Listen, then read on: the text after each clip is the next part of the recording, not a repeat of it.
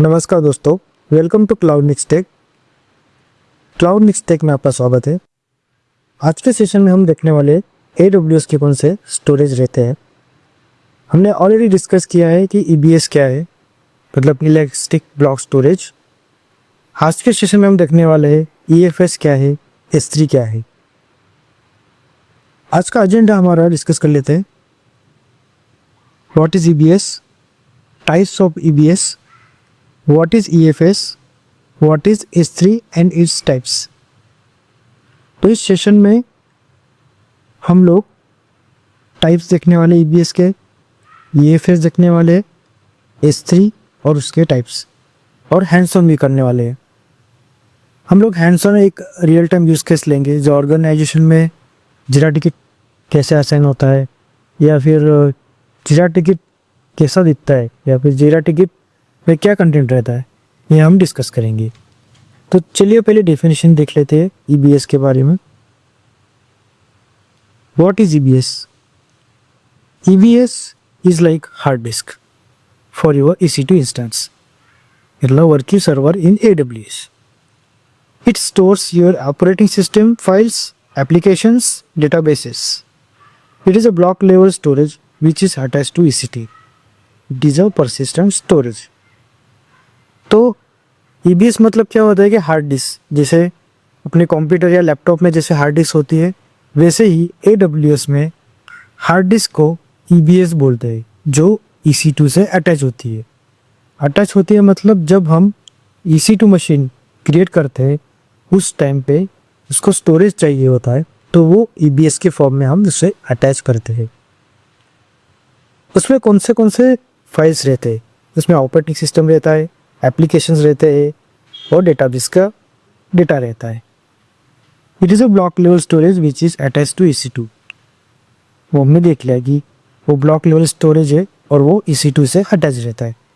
Persistent storage, इसका मतलब कि अगर EC2 मशीन स्टार्ट या स्टॉप भी किया तो उसका डेटा सेव रहता है, वो डिलीट नहीं होता। अब इसके टाइप्स भी देख लेते हैं।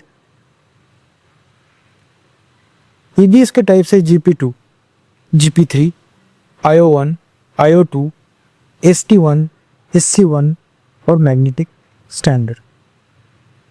तो इससे पहले हम देख लेते हैं, मैं आपको एक शॉर्ट डायग्राम दिखा देता हूँ कि EBS क्या होता है और वो EC2 से कैसे अटैच होता है। तो जब भी हम एक वर्चुअल मशीन क्रिएट करते या लॉन्च करते,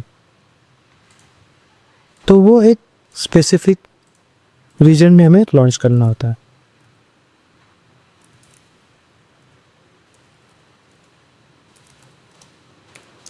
यहाँ पे हमने US ईस्ट ऑप्शन सिलेक्ट किया है, जो भी प्रैक्टिकल करते हैं तब। तो जब भी हम मशीन लॉन्च करते हैं तो कौन सी चीज़ें इंपॉर्टेंट रहती है? सबसे पहले DMR, मतलब ऑपरेटिंग सिस्टम। तो सबसे पहले होते हैं AMI, मतलब operating system. Linux, Amazon Linux, या फिर उबुंटू, रेड हैट लिनक्स, ये हमारे एग्जाम्पल्स है ऑपरेटिंग सिस्टम की।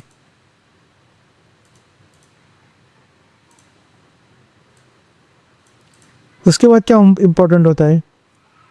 इसके बाद इम्पोर्टेंट होता है कि आप EC2 का कौन सा टाइप सेलेक्ट करते हो। EC2 का टाइप हम लोग यहाँ पे T2 माइक्रो यूज़ करते हैं, क्योंकि हमारा ज़्यादा वर्कलोड नहीं है और ये फ्री टियर में आता है, इसलिए हम T2 माइक्रो यूज़ करते हैं। तो ऑर्गेनाइजेशन के हिसाब से हमें EC2 का टाइप सिलेक्ट करना होता है। किसी को अगर कंप्यूट पावर हाई चाहिए तो कंप्यूट ऑप्टिमाइज करना पड़ता है। किसी को स्टोरेज वाला EC2 चाहिए, मतलब स्टोरेज ज़्यादा वाला चाहिए, तो स्टोरेज ऑप्टिमाइज। ये सब हमने डिस्कस किया है EC2 इंस्टेंस के टाइप्स में। इस सेशन में हम डिस्कस करने वाले EBS की टाइप के बारे में। तो OS के बाद EC2 का टाइप, इसके बाद कौन सी इंपॉर्टेंट चीज़ है? तो उसके बाद हमें उसका की पेयर करना पड़ेगा। इसका हमें की पेयर क्रिएट करना पड़ता है। तो की पेयर मतलब क्या कि जब आप अपने मशीन से दूसरे मशीन को लॉगिन करते हैं तो यूज़र नेम रहता है, लेकिन सर्वर को ऑथेंटिकेशन पर्पज हमें इसका पासवर्ड जैसे होता है वैसे ही की पेयर रहता है। तो विदाउट की पेयर हम रिमोट मशीन लॉगिन नहीं कर सकते। उसके बाद इंपॉर्टेंट होता है सिक्योरिटी ग्रुप।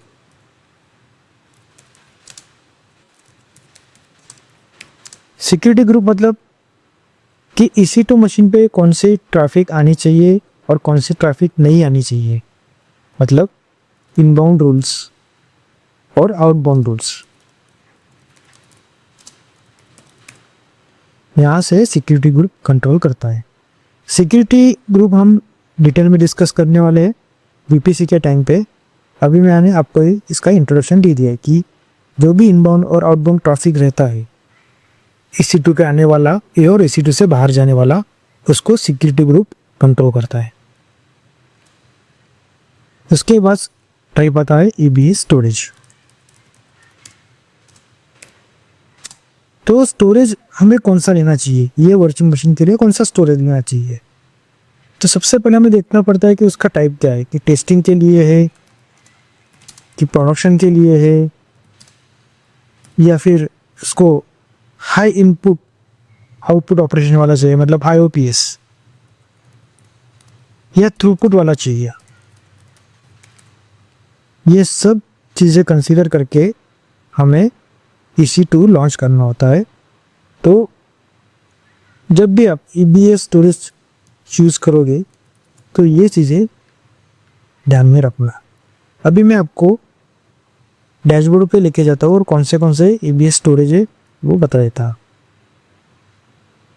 अभी हम यहाँ पे एक इंस्टेंस लॉन्च करके देखते हैं EC2।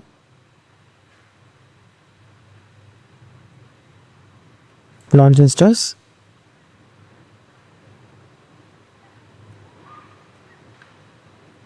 मैं यहाँ पे नाम देता हूँ वेब सर्वर। यहाँ पे मैंने Amazon Linux सिलेक्ट किया, ऑपरेटिंग सिस्टम मतलब AMI। उसके बाद इंस्टेंस टाइप T2 माइक्रो, की पेयर में पुराने वाली यूज़ कर लेता हूँ। और यहाँ पे मुझे सिक्योरिटी ग्रुप सिलेक्ट करना है, मतलब firewall. Hello HTTPS, hello HTTPS traffic from the internet. ये नीचे आते हैं, यहाँ पे हमें देखने को मिलेगा EBS का स्टोरेज टाइप। अब डिफ़ॉल्ट यहाँ पे GP3 है, देख लेते कौन से। GP3 है, GP2, IO1, IO2। Cold SDC, throughput optimise HDD, magnetic standard, ये सब होल्ड हो गए, इसलिए अमेजन ने इसे डिसेबल कर दिया है। ये सब EBS टाइप हम अभी डिस्कस करेंगे। तो चलिए डिस्कस करते हैं EBS types. EBS types discuss करने से पहले हम लोग समझ लेते हैं कि IOPS क्या होता है, थ्रूपुट। ये जो भी EBS का जो टाइप है जो सिलेक्ट करने वाले हैं हम लोग EC2 के लिए, वो IOPS और थ्रूपुट के हिसाब से सिलेक्ट करने वाले हैं। IOPS मतलब इनपुट आउटपुट पर सेकंड। जब आपका ऐप फ्रिक्वेंटली छोटी छोटी रीड राइट ऑपरेशन करता है, जैसे डेटाबेस, तो उसको हाई IOPS चाहिए। और थ्रूपुट मतलब अगर आप लार्ज फाइल्स को व्यू करते या फिर डाउनलोड करते तो उस टाइप पे अपने को हाई थ्रूपुट चाहिए। चलिए मैं आपको एक डायग्राम के तरीके से बता देता। तो चलिए समझते हैं IOPS और थ्रूपुट। समझिए मेरा एप्लीकेशन सर्वर है और एक मेरा डेटाबेस सर्वर।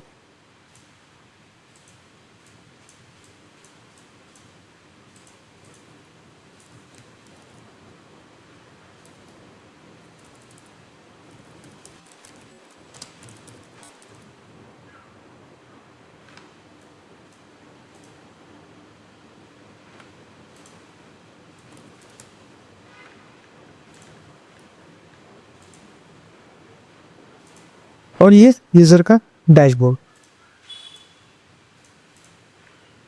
तो यूज़र यहाँ से जो भी रिक्वेस्ट करता है वो डेटाबेस में सेव होती, या फिर नया यूज़र होगा तो जो भी डिटेल्स यहाँ पे डालेगा वो डेटाबेस में सेव होगी, और जो भी डिटेल्स तुझे चाहिए वो यहाँ से रिट्रीव होगी।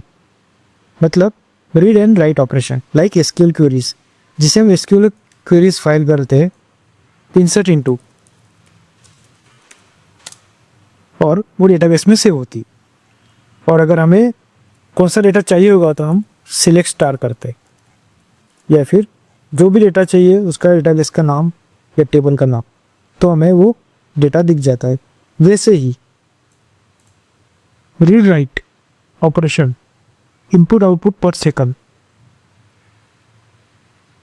अगर आपको ये रीड राइट ऑपरेशन मतलब जैसे ही नया यूज़र रजिस्टर हुआ और उसने डेटा सेव की, वैसे ही उसको तुरंत रिप्लाई आना चाहिए कि डेटा सेव हो गया है, या फिर यूज़र ने कौन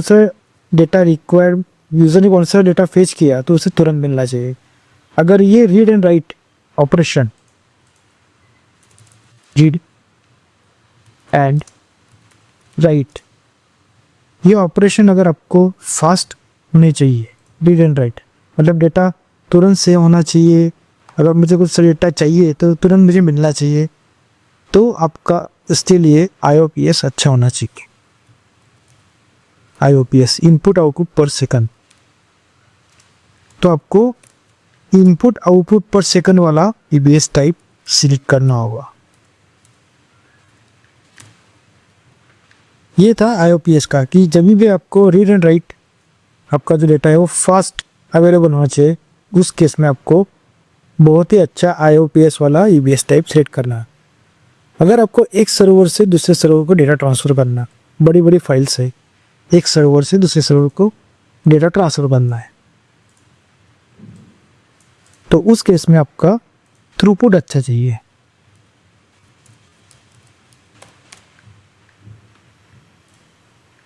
एक सर्वर से दूसरे सर्वर को डेटा ट्रांसफ़र करना है तो थ्रूपुट अच्छा चाहिए।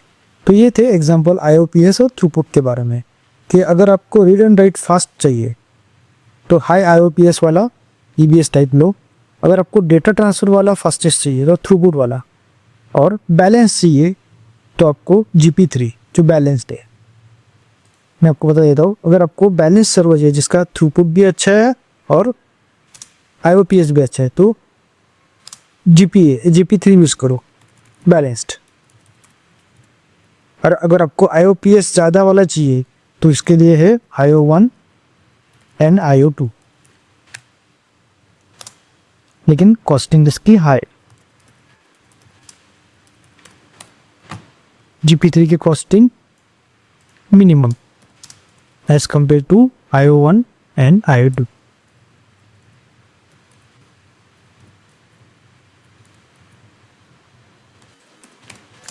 तो ये था IOPS और थ्रूपुट के बारे में। तो चलिए डिस्कस करते हैं EBS के टाइप्स। तो पहला आता है GP2 जनरल पर्पस SSD। ये ओल्ड है और इसके लिमिटेशन है थोड़े। इसका जो साइज़ है इसके ऊपर डिपेंड होता है इसका IOPS, और ये थ्रूपुट 250 MB तक देता है।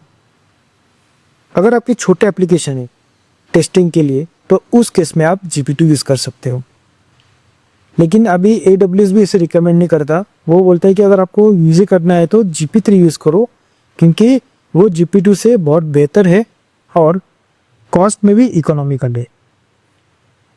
और GP3 का एडवांटेज ऐसा है कि आप मैन्युअली IOPS को बढ़ा सकते हैं, और आपका प्रोडक्शन का अगर ऐप है या प्रोडक्शन का एप्लीकेशन है तो उसके लिए GP3 इज़ बेस्ट। थर्ड आता है अपना IO1 प्रोविजन IOPS SSD, जैसे हमने डिस्कस किया कि input output operation.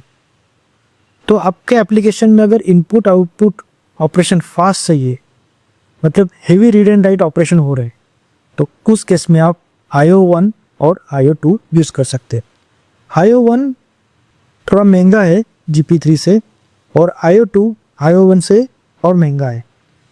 IO2 I/O2 की कॉस्टिंग भी ज़्यादा है I/O1 से, तो आपके अगर read and write operation faster चाहिए होगा तो उस केस में आप I/O1 I/O2 यूज़ कर सकते हो। नेक्स्ट आता है ST1 throughput optimise HDD। ST1 एक HDD हार्ड डिस्क ड्राइव है।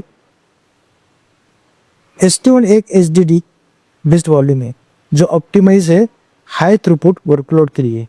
मतलब अगर आपकी फाइल की साइज बहुत ही ह्यूज है और उसको स्टोर करनी है तो उस केस में आप ST1 का यूज़ कर सकते हो, या फिर बिग डेटा एनालिटिक्स के लिए आप ST1 का यूज़ कर सकते हो, या फिर streaming type read and right workload हो, उस केस में ST1 इज परफेक्ट है। ST1 का फोकस थ्रूपुट पे ज़्यादा रहता है, नॉट IOPS पे।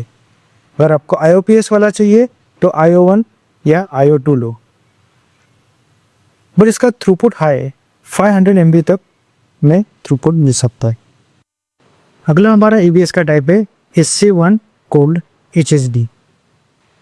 इससे वॉल्यूम किस लिए बना है कि जहाँ पे हमें कोई वर्कलोड नहीं हो वैसा डेटा स्टोर करना, मतलब डेटा रेयरली एक्सेस होना हो, या फिर परफॉर्मेंस इंपॉर्टेंट नहीं है। इसकी कॉस्ट भी बहुत ही लो है। मोस्टली ये एज अ बैकअप के टाइप का काम करता है, और इसमें IOPS भी बहुत ही कम होते हैं, अराउंड 250 IOPS मैक्स। थ्रूपुट भी थोड़ा कम रहता है, 250 MB। तो अगर हमें रेयरली अगर कौन सा डेटा स्टोर करना हो तो उसके लिए हम SC1 का DBS टाइप यूज़ कर सकते हैं, like pole logs, reports, backup images etcetera. अगला टाइप है EBS मैग्नेटिक।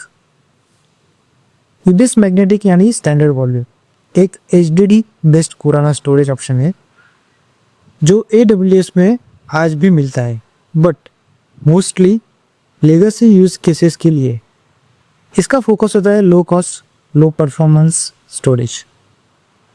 इसको कब यूज़ करना है, टेस्टिंग पर्पज़ हो, या EC2 का बूट वॉल्यूम चाहिए सिर्फ ऑपरेटिंग सिस्टम के लिए, बहुत ही कम डेटा एक्सेस होना हो, या कोई नॉन क्रिटिकल वर्कलोड हो, उस केस में मैग्नेटिक EBS का हम यूज़ कर सकते हैं। इसके IOPS अराउंड 40 to 200 IOPS होती है। Throughput varies depending upon EBS volume का साइज, और कॉस्टिंग में देखा जाए तो cheaper than SSD but not cheaper than SCB। तो ये थे EBS के टाइप्स जो हमने आज डिस्कस किए। तो चलिए समरी कर लेते हैं कि अगर GP2 कब यूज़ करना है। अगर आपका एप्लीकेशन टेस्टिंग वाला एप्लीकेशन है तो उस पर ज़्यादा ट्रैफिक नहीं है तो उस केस में आप GP2 यूज़ कर सकते हो।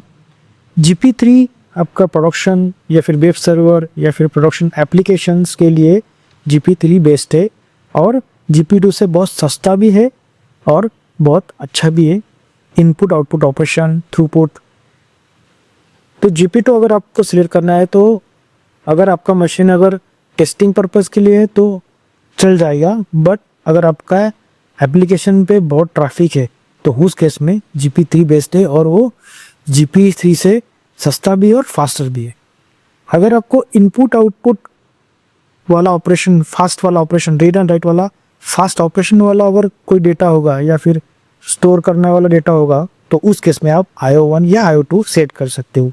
जब आपके फाइल्स बड़े साइज के हो तो उस केस में आप ST1, और अगर आपका डेटा आप रेयरली एक्सेस करने वाले हो तो उस केस में आप SC1, और मैग्नेटिक जो है वो आप होल सिस्टम्स के लिए यूज़ कर सकते हो। तो चलिए इसका हैंड्स ऑन कर लेते हैं। तो चलिए सबसे पहले समझ लेते हैं सिनेरियो क्या है। The application was running slow, a Jira ticket was raised, please migrate EC2 storage from GP2 to GP3 for better performance. हमें एक जीरा टिकट आई, उन्होंने नोटिस किया कि जो अपना एप्लीकेशन सर्वर है वो स्लो चल रहा है, तो उन्होंने नोटिस किया कि EBS वॉल्यूम हमारा GP2 है, तो उन्होंने रिक्वेस्ट किया कि प्लीज़ माइग्रेट करो GP2 से GP3 फॉर बेटर परफॉर्मेंस। तो चलिए हम ये रियल टाइम में देख लेते हैं कैसे करते हैं। इसके लिए हम EC2 के डैशबोर्ड पे चलते हैं। यहाँ पे मेरा एक सर्वर चल रहा है, ठीक है, इसका EBS वॉल्यूम देख लेते। स्टोरेज में जाना है,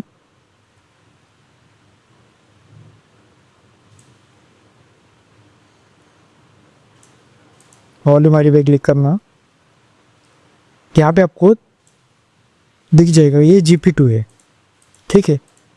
अब हमें GP2 से GP3 करना है, तो उसके लिए स्टेप से पहले इंस्टेंसेस में जाओ, जो भी मशीन है उसको स्टॉप कर दीजिए।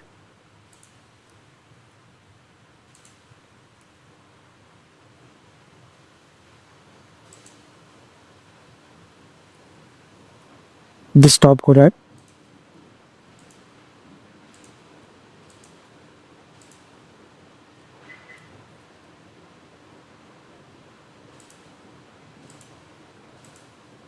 वेट करते थोड़ा।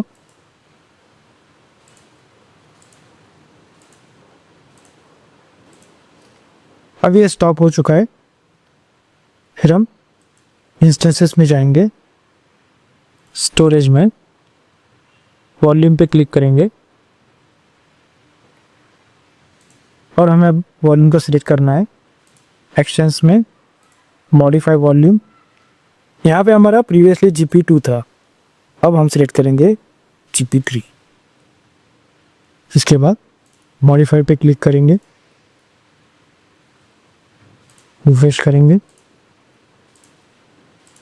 ओके। अब हमारा GP3 यहाँ पे अपडेट हो चुका है। तो अब हम इंस्टेंसेस में जाते हैं और हमारा इंस्टेंस स्टार्ट करते हैं।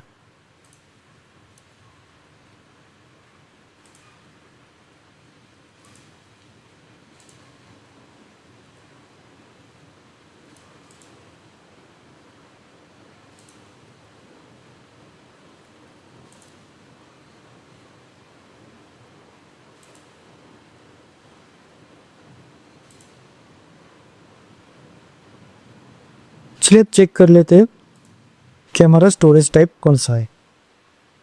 स्टोरेज में जाना है, वॉल्यूम आईडी पे क्लिक करते हैं और GP3 अपडेट हो गया है। तो ये था real time example EBS storage का, कि अगर आपको रिक्वेस्ट है कि मुझे एप्लीकेशन स्लो लग रहा है या फिर मेरा एप्लीकेशन स्लो चल रहा है, तो प्लीज़ आप उसे माइग्रेट कर दीजिए GP2 से GP3 में। तो आपको ये स्टेप्स उसके फॉलो करने हैं। तो ये था EBS के टाइप्स के बारे में। अभी देख लेते हैं what is AWS EFS।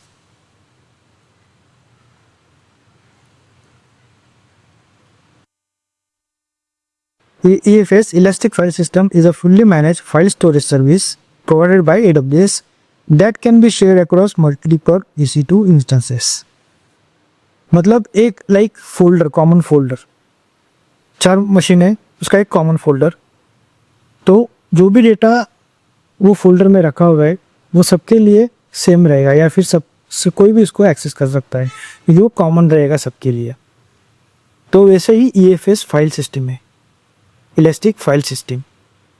It's like a share folder that many servers can access at the same time. मतलब एक शेयर फोल्डर जिसको मल्टीपल सर्वर्स एक्सेस कर सकते हैं एक टाइम पे। It supports the NFS protocol, network file system. EFS NFS protocol को support करता है। Auto scales as your had more data. तो ऑटो स्केलिंग मतलब क्या है कि मल्टीपल EC2 इंस्टेंस क्रिएट करना, या फिर ऑटो स्केलिंग मतलब कि ऑटोमेटिक उसका साइज बढ़ना या कम होना डेटा के हिसाब से। तो ऑटो स्केलिंग AWS मैनेज करता है EFS के केस में। पे पर यूज, सिर्फ जितना यूज़ करो उतना ही पे करो। तो ये था EFS के बारे में, आपको मैं एक डायग्राम के थ्रू बता देता हूँ। पहले हमने देखा EBS के केस में कैसा होता है कि मशीन है और उसको अटैच हार्ड डिस्क रहती है, ये हमारी हार्ड डिस्क, ये मशीन हुआ, और इसको हम EBS बोलते हैं। EBS, ये EBS सिर्फ मशीन पर कोई अटैच रहेगी। बट EFS के केस में यहाँ पे मल्टीपल मशीन है, 1 2 3 4, और जो भी ये कॉमन मशीन है उनको डेटा शेयरिंग अगर करनी है तो उस केस में हमारा EFS आता है। ये हमारा EFS। तो यहाँ पे जो भी फाइल है, यहाँ पे जो भी फाइल्स है वो सब इन मशीन के लिए, ये सब मशीन उसको एक्सेस कर सकती है। ये सब मशीन उसको एक्सेस कर सकते हैं।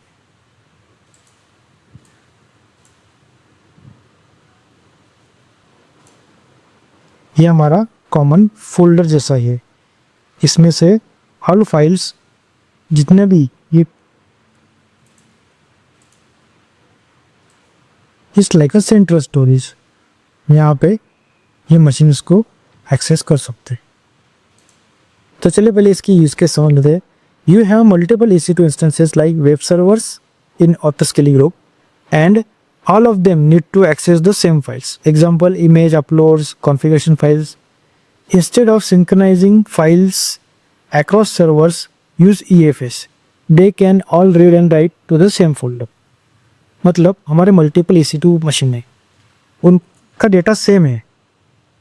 इंस्टेड ऑफ EBS में रखने से अच्छा एक सेंट्रल फोल्डर पे रख देते हैं और वहाँ से हम वो कॉमन डेटा एक्सेस कर सकते हैं, मल्टीपल EC2 इंस्टेंस। तो उस केस में हमें EFS का यूज़ होता है। आप यहाँ पे देख सकते हैं कि यहाँ पे EC2 है, 4 EC2 है और ये कॉमन स्टोरेज है। तो जो भी एप्लीकेशन के लिए लगने वाली फाइल्स या स्टोरेज है वो हम यहाँ से सेंट्रल फोल्डर से EFS से एक्सेस कर सकते हैं। EBS में क्या था कि वो EC2 मशीन से अटैच होता था, लेकिन दूसरे मशीन उसे एक्सेस नहीं कर सकते वो। लेकिन इस केस में एक कॉमन फोल्डर है, वहाँ से हम जो भी कॉमन फाइल्स है जो सर्वर्स को लगने वाले हैं वो ये सेंट्रल फोल्डर से हम एक्सेस कर सकते हैं, जिसको हम इलास्टिक फाइल सिस्टम बोलते हैं। तो ये था EFS के बारे में। चलिए अभी देख लेते हैं S3 के बारे में। What is S3? Simple storage service. S3 bucket is like a folder in the cloud where you can keep your files safe. Just like you keep photos, videos or documents in folders on your computer.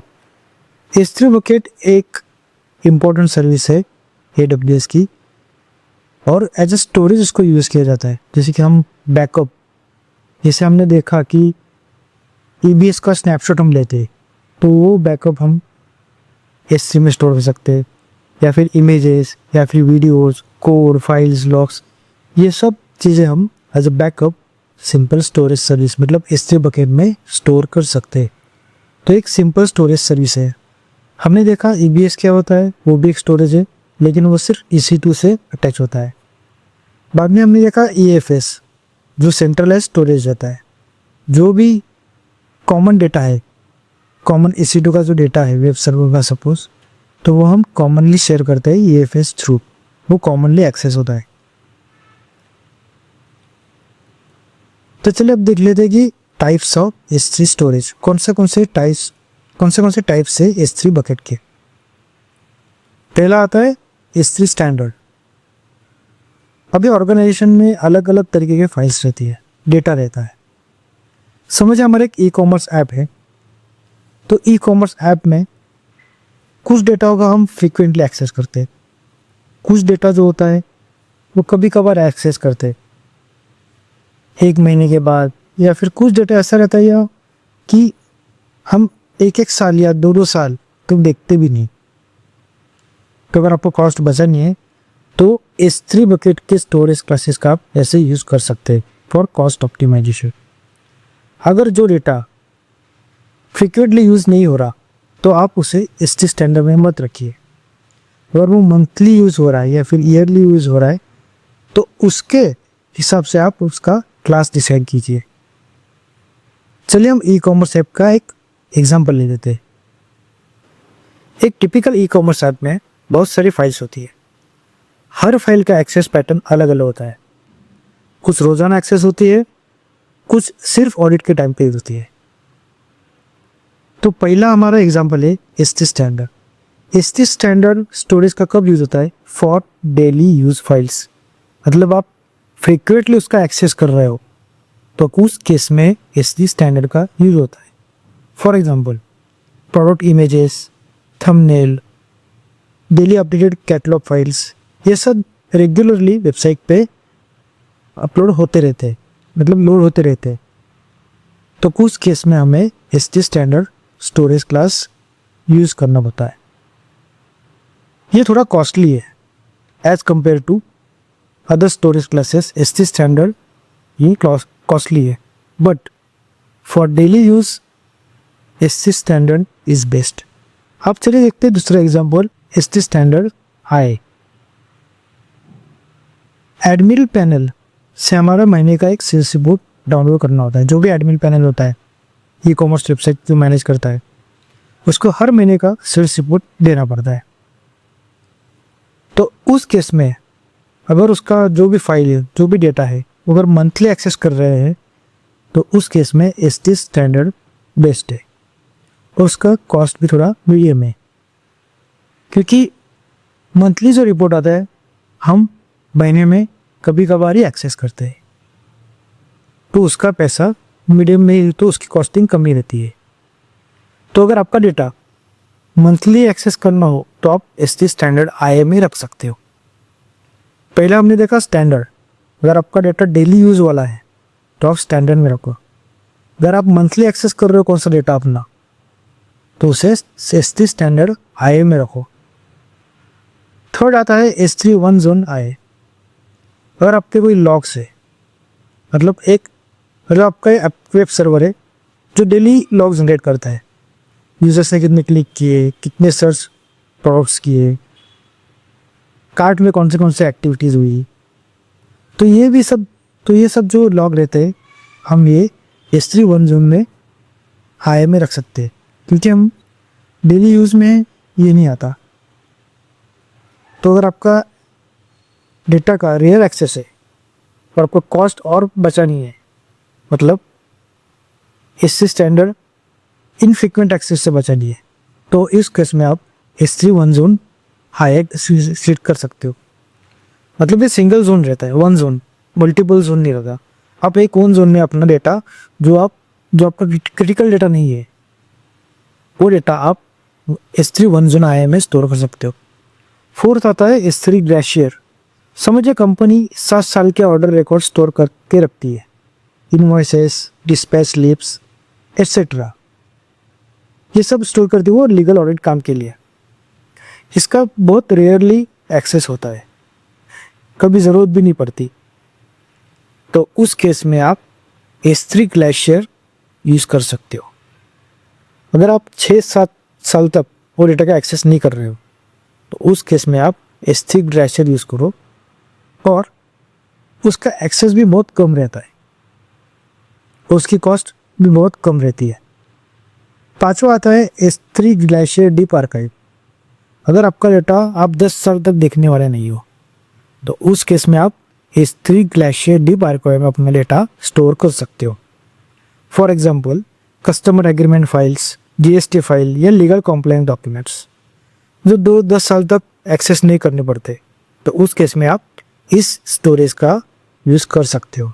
आखिर में आता है S3 intelligent tearing. अगर आप confuse हो कि मेरा जो डेटा है वो डेटा में कौन से स्टोरेज में सेव करूँ, तो उस केस में आप S3 इंटेलिजेंट टियरिंग यूज़ कर सकते हो। वो स्टोरेज को स्मार्टली मैनेज करता है कि कौन सा डेटा डेली यूज हो रहा है, कौन सा डेटा एक्सेस नहीं हो रहा है, तो उस हिसाब से वो डेटा को वो स्टोरेज में मैनेज करता है या वो स्टोरेज क्लासेस में सेव करता है। सपोज अगर वो डेटा मंथली एक्सेस नहीं हो रहा तो वो ऑटोमेटिकली शिफ्ट कर देता है S3 स्टैंडर्ड आई में। अगर कोई डेटा साल भर एक्सेस नहीं हो रहा है तो मूव कर देता है डीप आर्काइव और या फिर उसके हिसाब से। इंटेलिजेंट टियरिंग बहुत स्मार्टली वर्क करता है, वो डेटा को कौन सा डेटा डेली यूज़ का है, कौन सा डेटा यूज़ नहीं हो रहा है, उस हिसाब से वो स्टोरेज क्लासेस में सेव। तो दोस्तों ये था ई कॉमर्स ऐप का real world use case for all S3 classes. तो ये था S3 स्टोरेज क्लासेस के बारे में। चलिए एक बार EBS, EFS और S3 का डिफरेंस देखते थे। EBS is a block storage, EFS is a file storage, or S3 is a object storage.